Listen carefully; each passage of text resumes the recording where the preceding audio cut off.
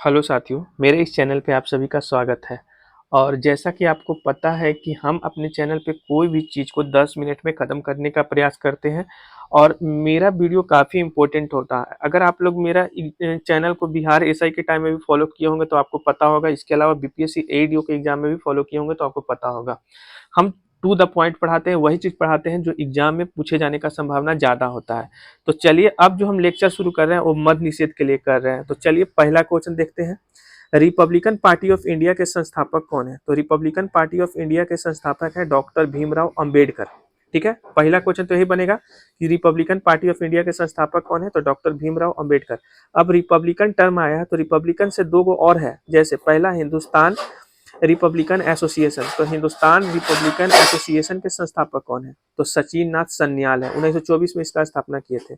और आपसे पूछे कि हिंदुस्तान सोशलिस्ट रिपब्लिकन एसोसिएशन के संस्थापक कौन है? तो चंद्रशेखर आजाद। तीनों याद रखिएगा।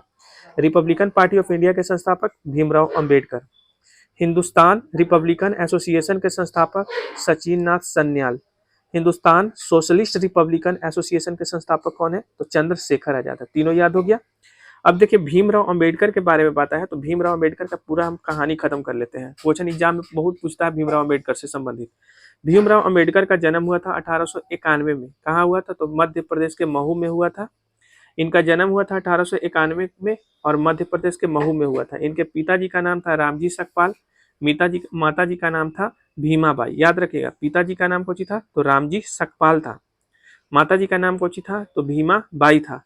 पहली पत्नी का नाम कौन था? तो रामा बाई था। इनका मृत्यु कब हुआ था? तो 1956 को हुआ था। इनका समाधि स्थल का नाम कौन है? तो चैत्रा भूमि है। याद रखिएगा कि समाधि स्थल का नाम कौन है? तो चैत्रा भूमि। भीमराव अंबेडकर के समाधि स्थल का नाम कौन है? चैत्रा भूमि। मृत्यु कब हुआ था? 1956 में। जन्म कब हुआ था? तो 1891 में। इनके पिताजी का नाम रामजी सकपाल, माता जी का नाम भीमाबाई। अब आइए जहां से बहुत ज्यादा भीमराव अंबेडकर से क्वेश्चन पूछा जाता है।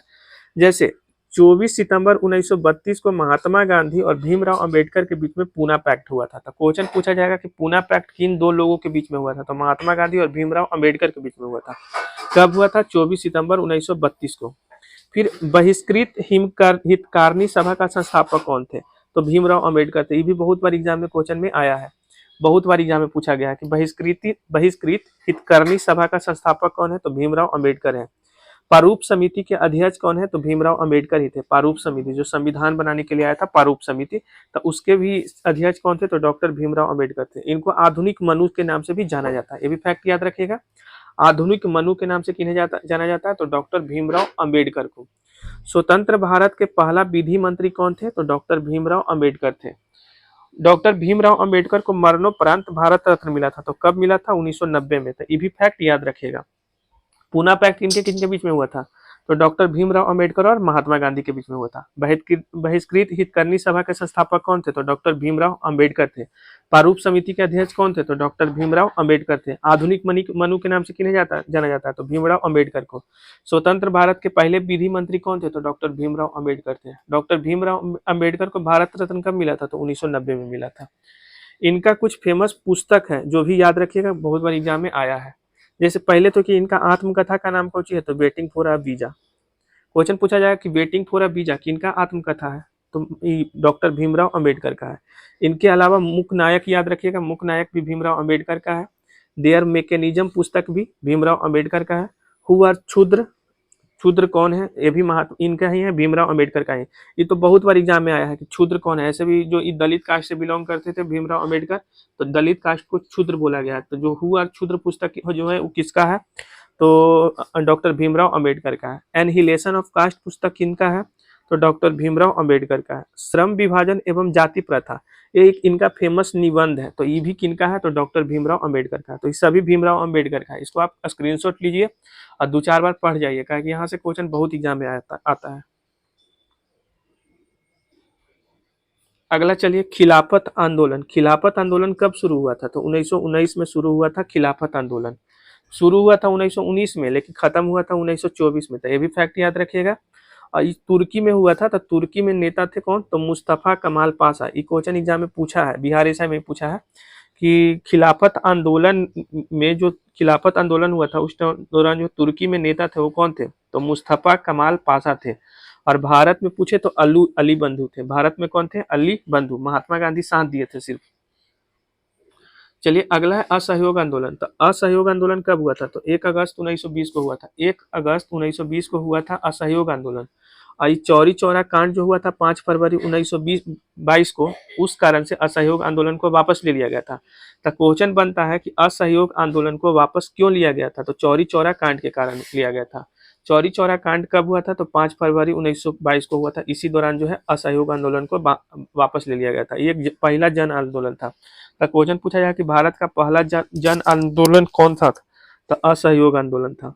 और असहयोग आंदोलन के समय भारत के वायसराय कौन थे? तो जेम्स फोर्ड थे। 1916 से लेकर 1921 के बीच तक इनका ये जो है भारत के वायसराय रहे थे। तो ये भी फैक्ट याद रखिएगा, ठीक है। और इसी आंदोलन के समय महात्मा गांधी जो है केसर ए हिंद के उपाधि को लौटा दिए थे और बिहार विद्यापीठ का जो है स्थापना उद्घाटन किए थे महात्मा गांधी। तो ये दोनों फैक्ट याद रखिएगा। असहयोग आंदोलन कब हुआ था? तो 1 अगस्त 1920 को हुआ था। अंत कब हुआ था? तो 5 फरवरी 1922 को हुआ था। क्यों वापस लिया गया था? तो चौरी चौरा कांड के कारण। भारत का पहला जन आंदोलन कौन सा है? तो असहयोग आंदोलन है। इस असहयोग आंदोलन के समय भारत के वायसराय कौन थे? तो जेम्स फोर्ड थे। केसर ए हिंद जो है के उपाधि किसने लौटाया था? तो महात्मा गांधी लौटाए थे। बिहार विद्यापीठ का उद्घाटन कौन किए थे? तो महात्मा गांधी किए थे। तो ये सभी फैक्ट याद रखिएगा। और लास्ट क्वेश्चन है कि नोआखली घटना के समय महात्मा गांधी के निजी सचिव कौन थे? ये नोआखली जो है ना, वो बांग्लादेश में पड़ता था उस दौरान। तो 1946 में ये घटना हुआ था, नोआखली घटना, जिसमें कि हिंदू मुस्लिम के बीच में थोड़ा दंगा टाइप का हो गया था। और नोआखली घटना के समय महात्मा गांधी के निजी सचिव थे प्यारेलाल। तो ये भी याद रखिएगा। और एक क्वेश्चन है जो कि बिहार होम रूल लीग से है, एग्जाम में दिख जाता है। बिहार में होम रूल लीग कब शुरू हुआ था? तो 1916 में हुआ था। इसे देश में भी 1916 में हुआ था, लेकिन दिसंबर में हुआ था बिहार में। और इसका स्थापना किया गया था, शुरू किया गया था बांकीपुर से, जिसके अध्यक्ष मजहरूल हक थे। तो ये भी फैक्ट याद रखिएगा। बिहार होम रूल लीग का स्थापना शुरू कब हुआ था? 1916 में। कहाँ से हुआ था? तो बांकीपुर से हुआ था। अध्यक्ष कौन थे? तो मजहरूल हक थे। और उपाध्यक्ष पूछे तो सरफराज हुसैन खान और पुनेंदु नारायण सिंह थे। तो ये 2 लोग थे। अब इसको स्क्रीनशॉट लीजिए। अगर पीडीएफ आपको पूरा चाहिए मेरा हैंड रिटन लिखा हुआ, तो आप इस नंबर पे मैसेज कर दीजिएगा। इसमें हम आपको ग्रुप में ज्वाइन कर देंगे, वहीं पे हम पीडीएफ इसका हर दिन अपलोड करते हैं। बाकी चैनल को सब्सक्राइब कर लीजिएगा, क्योंकि अभी बहुत कुछ प्रोवाइड करने वाले